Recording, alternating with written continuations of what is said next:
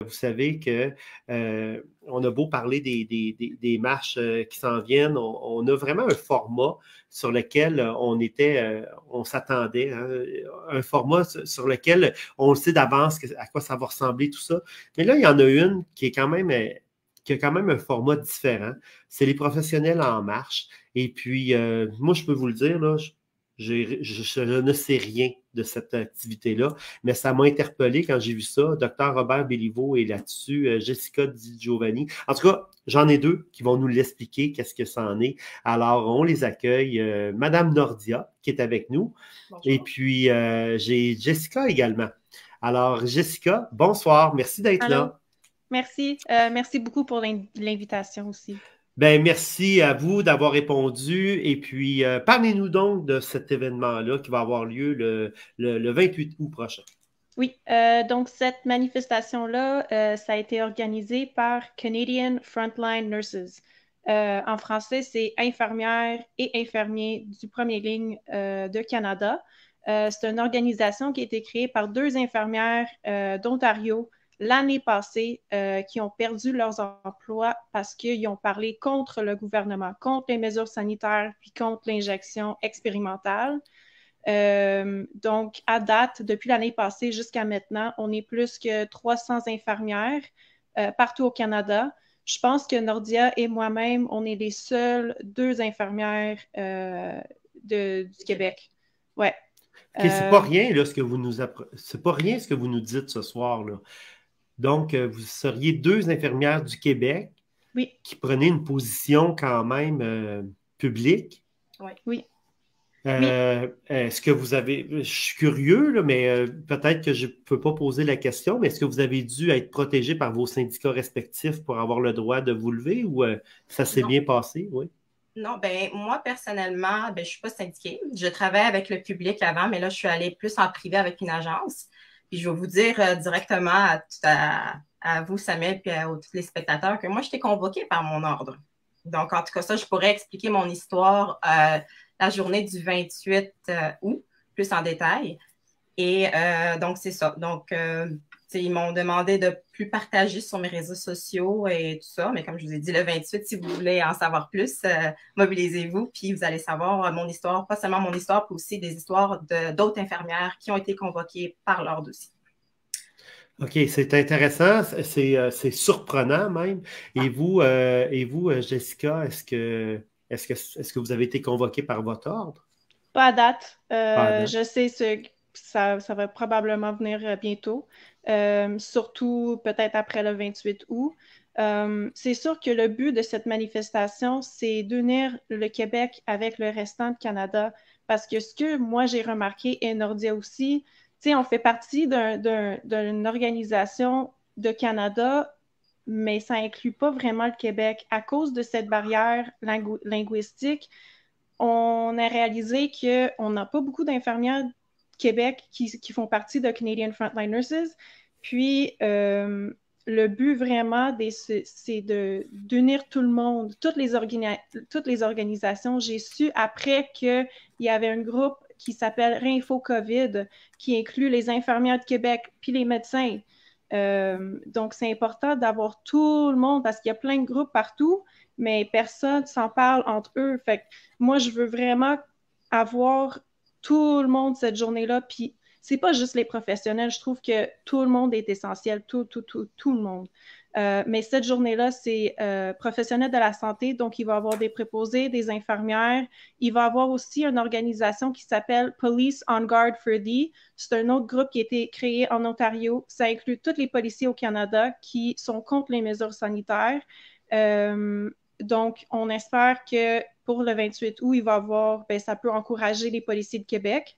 Il va y avoir aussi les enseignantes qui vont parler, puis il va y avoir aussi une armée. Tout le monde qui est contre les mesures sanitaires, tout le monde qui veut prendre la parole pour partager leurs histoires.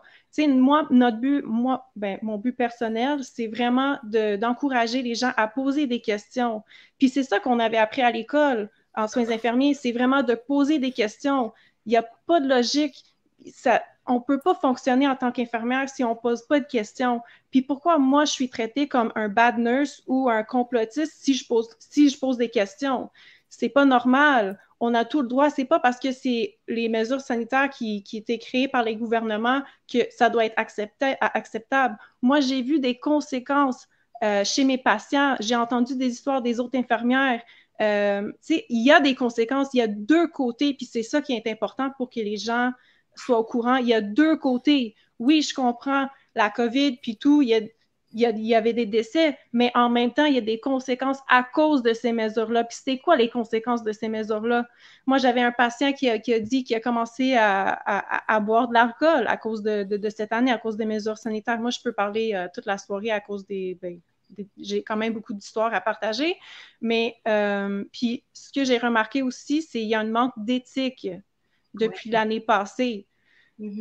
Aussi, comme en tant qu'infirmière, on est des avocats de comment on peut dire ça en français? C'est des défenseurs de... Ah, j'ai oublié le mot en français, je m'excuse. Mais tu sais, c'est nous qui est responsable de parler pour nos patients. Advocacy. Ouais. On joue notre rôle d'advocacy. C'est ça se dit en français. Ah oui, c'est ça.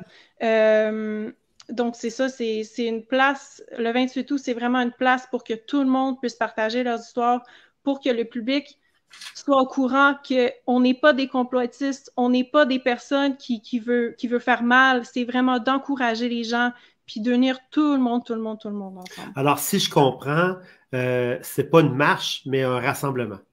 Oui, en fait, ça va être une marche, oui. Ça commence à... Ben là, c'est vrai que j'aurais dû lire le titre comme il faut. Ah, ben non, c'est correct. Okay. Oui, c'est une marche. Ça commence au Parc Maisonneuve, à 13h. Coin Bio et Sherbrooke. Oui. Alors, pour ceux qui étaient là le 1er mai, c'est un très, très beau coin parce que vous allez voir, c'était là qu'il y avait un gros rassemblement de policiers. Donc, puis c'est le coin majeur, c'est un gros coin. Donc, vous attendez beaucoup de personnes. Est-ce qu'il y a beaucoup de personnes de votre communauté professionnelle qui vous appuient autre qu'en silence? Ben, on a créé comme un chapitre d'infirmières de première ligne du Canada au Québec. On a rassemblé quelques infirmiers et infirmières, mais c'est très difficile d'avoir la participation de notre groupe, malheureusement. C'est tout anonyme, donc tout reste confidentiel, mais le problème, encore une fois, c'est la participation. C'est sûr que nous, on consacre beaucoup de notre temps, notre énergie là-dedans. On aimerait ça avoir plus. Donc, peut-être le 28, le fait de parler publiquement, ça va peut-être nous amener plus d'infirmières, pas seulement des infirmières, comme Jessica a dit, mais vraiment que ce soit des policiers ou quoi que ce soit, ou policiers, médecins, peut-être d'autres professionnels de la santé, vont venir de l'avant. Ben moi là, vraiment, j'incite les gens à venir à votre événement et à se mettre en fonction directe, à faire des directs, même si on a une page personnelle avec 400 amis, avec 250 amis, c'est pas grave. Venez faire un direct pendant qu'il y a des allocutions, pendant que ça se passe, pour faire justement qu'on soit plus avec vous, ne serait-ce que de façon virtuelle, mais qu'on soit plus pour que le message se passe, parce que c'est tout à votre honneur de vous lever et puis de prendre position, de le faire dans la sphère publique. Et puis, j'espère que ça va en éveiller d'autres qui vont avoir la conscience de se dire, je ne peux pas laisser mes collègues être seuls dans ce combat-là. Et puis, je dois me lever. C'est un souhait que j'ai, parce que lorsqu'on écoute les gens en privé, un à un, on a souvent des appuis de la part des professionnels. Oui, puis j'aimerais juste souligner aussi, cette journée-là, après la marche, on va préparer un discours, fait qu'il va y avoir des infirmières qui vont parler, des policiers, des enseignantes, puis je pense, j'ai une préposée qui a confirmé sa présence. Puis, si je ne me trompe pas, il y a Dr. Robert Béliveau aussi qui va être présent. Mais justement, il est là. Ah! Ça, c'est... Les 4 enfants ici, là, ça jasait. Ça jase de ferme. Alors, je suis content que vous soyez là, Monsieur Béliveau. Docteur Béliveau, je ne l'ai pas mis dans le titre, là, je m'en excuse. Alors, mais je sais que vous êtes là parce que vous êtes également un membre de Réinfo COVID Québec. Oui, je suis membre, puis je suis porte-parole, à défaut de mieux. Je suis porte-parole de Réinfo COVID. Alors, et ça me fait vraiment plaisir d'être avec vous, de partager et puis d'échanger. Je pense qu'il faut s'unir. Je pense qu'il y a une urgence extrêmement sérieuse actuellement de se lever, de se tenir debout, de résister âprement à toutes ces violences qui sont infligées aux gens qui prennent la décision, à tort ou à raison. Et là n'est pas la question pour moi. C'est des décisions personnelles qui doivent être basées sur les valeurs personnelles. Et on est exclu actuellement en tout cas, on risque d'être exclu si tout ça passe, puis si tout ça se manifeste.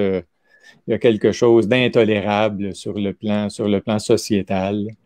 Il faut se tenir debout, il faut se lever, il faut dénoncer. Pas s'agiter, là, mais générer le calme, puis éventuellement procéder, moi, je pense. Puis, merci de le souligner, Dr Béliveau. Vous êtes l'auteur d'une vidéo qui a été très rassurante, qui a circulé ce printemps, peut-être, où vous aviez travaillé des données, vous les aviez présentées à Lucie Mandeville. Et puis, une vidéo très rassurante là, pour les gens qui sont hypocondriaques, là, qui ont peur peut-être de présenter cette vidéo-là. Vous ferez une recherche. Et puis, la vidéo elle est très noble parce qu'elle utilise les données que le gouvernement nous fournit, mais vous les avez documentées, vous les avez analysées, et puis elle vient, moi je pense que c'est le genre de vidéo qui fait baisser le niveau d'anxiété chez beaucoup de personnes, et ça devrait être un des objectifs du personnel soignant, de faire baisser le niveau d'anxiété au sein de sa population. Je pense que, je ne suis pas médecin, mais comme personne qu'on vient consulter dans un bureau pour des finances, puis de la comptabilité, puis de la fiscalité. Mon premier rôle, c'est de ne pas empirer l'état de la personne quand elle rentre dans mon bureau, peut-être de baisser son niveau d'anxiété, puis de travailler avec elle. Puis merci, Dr Béliveau, d'avoir fait ça, parce que moi, je l'avais republié, cette vidéo-là, parce que mon objectif, c'était vraiment de faire... Donc, vous n'êtes pas un militant de 2 semaines. Vous étiez là l'année passée, je crois bien aussi, le 26 août, lors de la marche, pour contrer l'instauration du masque chez les enfants au primaire, avec Éric Duhaime. Vous étiez là? Oui, il me semble que je vous ai entendu. Oui, puis ça a été ma première mobilisation. Puis je dirais que jusque-là, j'étais dans un état plutôt d'indignation et très inconfortable. L'indignation, la colère, l'impuissance. À partir du moment où j'ai décidé que ça ne pouvait plus durer, qu'il y avait quelque chose pour moi d'intolérable, il y avait une responsabilité que je ressentais aussi comme médecin, parce que la plupart des médecins sont évidemment attachés à leur rôle et puis bâillonnés actuellement au risque de se faire en tout approcher.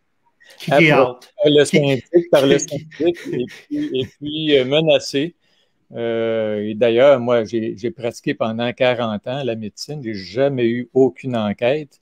Et puis, depuis 1 mois, j'ai reçu 2 avis d'enquête de la part du Collège des médecins parce que je fais encore partie du Collège des médecins en tant que membre inactif. Mais en tant que membre inactif, je suis encore soumis aux règles de déontologie du Collège des médecins.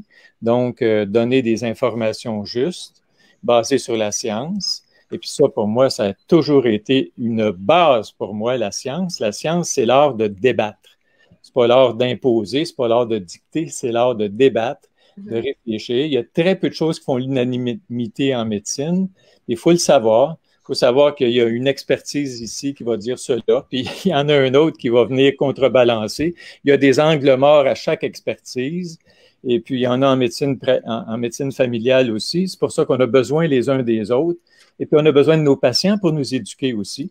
Alors, je pense que c'est un travail de collaboration, de réfléchir ensemble à ce qui est le plus approprié pour cette personne-ci. Mais nous, on travaille avec des personnes, on ne travaille pas avec des populations. Alors, il y a une négociation habituellement, là, et puis on a un statut qui n'est pas un statut d'expert, qui est au-dessus, qui plane au-dessus de tout le monde, là, dans la hiérarchie. On est dans un rapport qui est plus équilibré avec la personne qui nous consulte. Et ce patient-là, c'est des choses que je ne connais pas. J'ai intérêt à la connaître intimement pour savoir mieux ce qu'il convient de faire, de dire, puis comment approcher cet individu très particulier, singulier, unique. Et pour moi, c'est ça le travail. Quand on généralise, quand on systématise les approches, on est dans l'erreur. Les spécialistes, les experts ont dit ça. Non, c'est faux. Certains experts disent ceci. Et c'est ceux dont on retient les services qui génèrent une émotion particulière qui va amener un comportement particulier. Alors, moi, ils ne m'ont pas approché, ils ne m'ont pas demandé d'aller rassurer la population. Docteur, on ne veut pas rassurer, on veut angoisser, on veut inquiéter, on veut générer de la peur. Si vous voyez le mot la santé publique, vous allez voir, c'est à peu près tout le temps suivi de s'inquiète de et préoccupé par. C'est rarement quelque chose de ça va bien, tout va bien. On peut respirer, enfin. On peut quitter nos masques, enfin. Non, c'est pas ça. Fait qu'il y a des intentions derrière le goût de générer de la peur. Pourquoi on veut générer de la peur? Ça, c'est la meilleure façon de s'approprier les comportements. Alors, c'est par les émotions et non pas par les données. Et pour ça, moi, j'aime bien utiliser les données pour regarder qu'est-ce qui se passe véritablement dans les faits. Puis, pas juste les données, mais écouter les gens aussi. Parce que les données, il y a des choses qui passent sous le radar des données. Tu sais, toutes les souffrances, les dommages collatéraux qui sont oubliés, négligés, complètement occultés. Les gens qui sont souvent, je dirais, un peu plus démunis. Alors, toutes ces mesures-là n'ont pas affecté tout le monde de la même manière. Et puis, je pense qu'il faut être conscient de ça. Il y a des gens qui ont souffert, puis les plus souffrants, c'est généralement les plus démunis. Les mères monoparentales avec 2, 3 enfants à la maison, etc. C'est comme, ils ne vivent pas la même réalité que le ministre des Finances, là, qui est dans son chalet, avec un beau lac devant lui, puis de l'espace tant qu'il veut, etc. Alors, je pense que c'est important de dire, faut réduire la souffrance humaine, et puis des fois négliger la forêt, parce qu'on a l'œil fixé sur l'écorce d'un arbre. Alors là, on est en train de négliger ce qui se passe, les écarts grandissants entre les riches et les pauvres. C'est intolérable sur le plan de la santé publique. C'est probablement la chose la plus importante pour la santé, c'est le statut socio-économique. Si on est dans un statut socio-économique pauvre, bien, on souffre plus, par définition. Merci beaucoup, Dr. Béliveau, parce que je sais que je le sais que vous vous exposez, puis je le sais que vous avez pris la parole alors que ça aurait peut-être été plus conventionnel, plus sécuritaire de rester en retraite tout ça. Puis vous l'avez fait. Merci beaucoup parce que moi, ça m'a beaucoup inspiré le 26 août. Je crois que c'était le 26 août l'année passée lorsqu'on a marché tout le monde ensemble à Québec. Alors, merci énormément de vous être levé, d'avoir pris position. Et puis, on rappelle que l'événement, les professionnels en marche, s'adresse à tous les citoyens qui veulent vous appuyer. Et c'est le samedi le 28 août à 13h au Parc Maisonneuve. Quel bel endroit, de toute façon, pour tenir cet événement-là. Vio et Sherbrooke. Donc, et puis, on rappelle également que vous êtes sur Réinfo COVID Québec, dont l'adresse apparaît ici. Donc, je vous garde pour tantôt. On va revenir. Il faut reprendre la parole, tu sais, Simon. Il faut reprendre la parole. Il faut donner la parole aux gens. Il faut arrêter de bâillonner les gens systématiquement. Je pense que tout le monde a son mot à dire. Puis chaque mot est important. Chaque témoignage est important. Chaque personne est importante. Il faut prendre le temps de les écouter. Arrêter de penser que les solutions viennent d'en haut. Trop souvent, plus souvent qu'autrement, les solutions viennent d'en bas, viennent de la base, qui vit les difficultés, qui vit les problèmes. Alors, faut que le dialogue, faut que ça circule entre le haut et le bas constamment. Alors, donc, être à l'écoute, ça implique devenir un peu plus humble, peut-être. Reconnaître qu'on ne sait pas tout. Il y a des choses qu'on ne sait pas. Et puis, c'est en écoutant, en respectant, en appréciant la qualité de la vie de la personne qui est devant nous, de la qualité de sa réflexion aussi. Et puis, comment l'aider, cette personne-là, à devenir plus stable, plus tranquille, plus joyeuse de vivre, pas juste être plongé dans la survie systématiquement, puis là, dans la peur. Non, retrouver le plaisir de vivre, le plaisir de la rencontre, le plaisir de l'échange, la confiance mutuelle. C'est alors qu'on a séparé les gens, il faut les réunir, puis il va y avoir une grande convalescence à vivre les uns avec les autres. Parce qu'on est ça, vous le dites. Effectivement. Quand on se rend compte lors d'une je pense que c'est une fête, une manifestation, c'est aussi une fête. C'est la fête de reprendre confiance les uns dans les autres, puis voir briser l'isolement dans lequel souvent on a été plongé. Puis dire, on n'est pas isolé, il y a d'autres mondes aussi qui pensent d'une façon un peu analogue à la nôtre, pas parfaitement, mais enfin, il y a le partage, on n'est pas juste la liberté. C'est comme comment on fait tout pour... moi, je suis rassurant. Ben, maintenant, on a le droit au qualificatif de rassuriste. Si on est rassurant pour les gens, on passe pour des rassuristes. Les gens qui alarment, ils ne passent pas pour des alarmistes.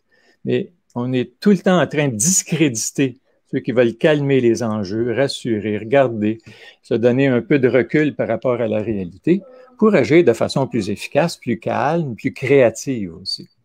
Alors, enfin.